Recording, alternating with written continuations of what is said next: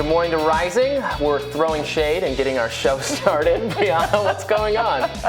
Well, we have a really fantastic show for you. News Nation's Kelsey Kernstein discusses the release of Adnan Syed.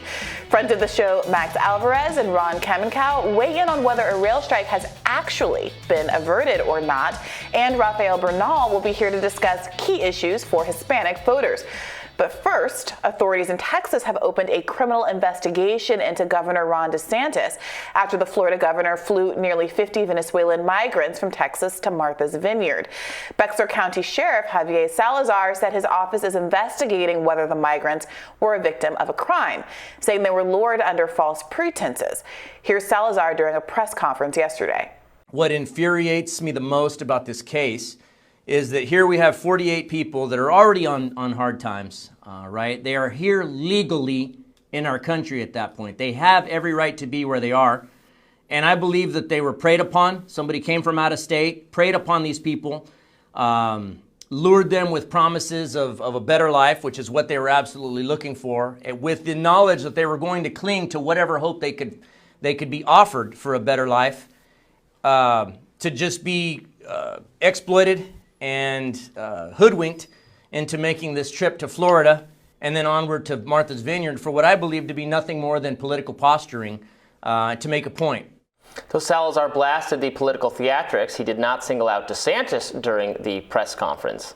Senior Florida officials told reporters that all the migrants flown to Martha's Vineyard were sleeping on streets at the border in Texas, went voluntarily and were given hotels, showers, etc. beforehand. They said some migrants even chose to stay behind.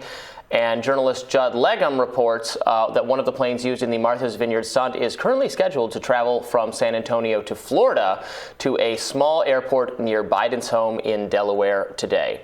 So look, you want to investigate it? Fine, investigate it. I don't have any problem with that if there was some wrongdoing. But like the officer said, they are here legally because they're seeking asylum. And until their asylum cases are adjudicated, they're allowed to be here. And here is the entire country, not just Texas or Florida. They're allowed to go wherever they want.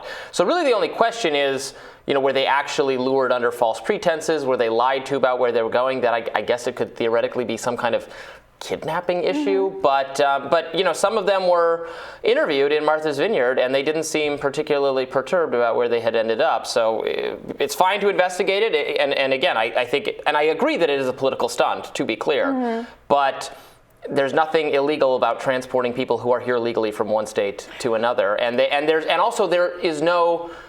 There should be no reason to presume that they are going to necessarily stay in Texas or in whatever border towns they cross into. Like they might have family elsewhere. They might travel. Like they don't just stay there because they have to or something. They don't have to. Sure, but I think this is where some of the conservative messaging is getting bungled.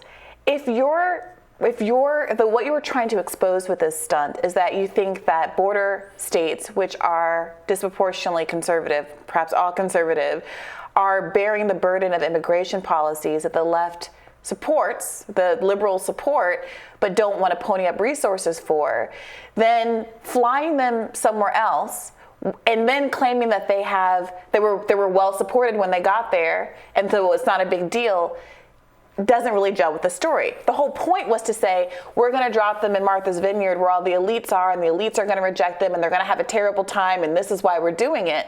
If your argument now is, oh, well, they're legal and they're allowed to travel, and actually it was fine, and they got showers, and everything was nice and very comfortable for them when they got to Martha's Vineyard, then what were you trying to expose about sending them to Martha's Vineyard? What point were you trying to make about the inconsistencies in liberal hospitality or liberals' willingness to support the social programs that you say they support? Now, there's a bigger story here and a bigger conversation that should be had about what exactly is about Biden's immigration policy that is being objected to, because largely he's kept Trump's policies in place, much to the chagrin of many people on the actual left. And I would prefer us to be having a substantive conversation about what reforms Republicans do want, since they claim to want to have the American dream, want to have a pathway to citizenship, but there's not a substantive conversation happening about what alternative to the asylum system and the backlog that we're now experiencing that resulted in these people sleeping on the border, what they're proposing in the alternative. Here's an easy tweak to this. If we're leaving the system in place, we might as well allow these people who are going to be here for years until their asylum cases are adjudicated, because the system is so backlogged, and because the asylum process is a kind of de facto amnesty, because these people are claiming that, and then it's going to be years before the claim is even heard. They should be able to work here in that time and pay taxes. That would seem like a just automatic improvement that everyone should be able to get behind. Yeah. They say they want to come here and work, and then they have difficulty working because of their legal status. Absolutely. They have to do a lot of jobs that are just cash-based. Sometimes they find employment, but their employers could get in trouble maybe for and employing they're often them. exploited because they're having to be paid under the table. Their wages, their promised wages that never are given over, and all those kinds of things. And right, so from a left perspective, that's abusive and should be fixed. But even from a conservative standpoint, to get Republicans on board, who say you're concerned that there's somehow a drag on the social safety net, or they're taking advantage of programs and not paying into it. Okay, then let them work, and then they'll pay taxes, and then that addresses that criticism. So this would be like an easy, just straightforward improvement to the system that I would think everyone should get behind. And to the extent that there's an argument that they are driving down wages because they will work for less, making them work on the books instead of under the table is a solution to that as well. Well, the media, of course, was all over the story as it became a sticking point on immigration. Over on MSNBC, Elie Mystal gave his point of view on the matter. Let's take a look. We have reports that they were lied to, that they were tricked, that they were induced with false promises to get on planes and then shipped someplace where they weren't told where they were going. That, to me, is a violation of the federal kidnapping statutes. The legal term of art is inveigling. As I think most people can kind of, their horse sense can kind of understand. If I roll down and find a bunch of teenagers and I say, look, kids, hop in my van, I'm going to take you to Disney World, and I take them to Busch Gardens, and I take them to Old Williamsburg, that's kidnapping. I didn't take the kids where I said I was going to take the kids, right? So I think that in this case, Ron DeSantis told these people, including children, that we take them to one place, Boston, which would have services where they would get expedited work visas, where they would have housing, and then sent them to a different place. That is kidnapping. And the person that we need to understand that is, unfortunately, at this point, not Ron DeSantis, not Greg Abbott. We need Merrick Garland, once again, to understand that and bring the full weight and power of the federal government down on these people. I'm not sure it's actually even kidnapping. If you hold someone against their will and you don't let them leave, I don't know. That seemed like a little bit of a stretch. I mean, there are. It can be bad kind of without constructive kidnapping cases like that. I think that the lawyers. There's an investigation, so the lawyers will decide what this actually amounts to. I don't know why the Busch Gardens slander had to be in there. I don't know what Busch Gardens ever did to Elie Mystal. Some of us really enjoyed that as a vacation destination as children, but we got a different take altogether from Charlamagne the God. Let's take a listen to that. I personally think it's genius.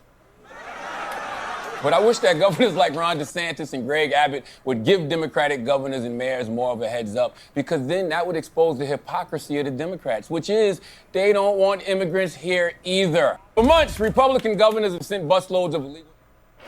Yeah, so you saw the looks on the faces of his guests. It was Malcolm Gladwell and Angela Rye there, two liberal commentators. I thought that was Gladwell. Yeah, and I think it's unexpected for some people to hear, a black man who's presumed to be kind of a mainstream Democrat take that kind of position. But I actually do think there's a significant portion of black Americans who are frustrated that sometimes the immigration discussion and the discussion about whether or not wages are being driven down at the bottom sliver, at least of the workforce, there's not enough attention to whether or not they in particular are being undercut there. And so I'm not especially surprised that Charlamagne the God has this take.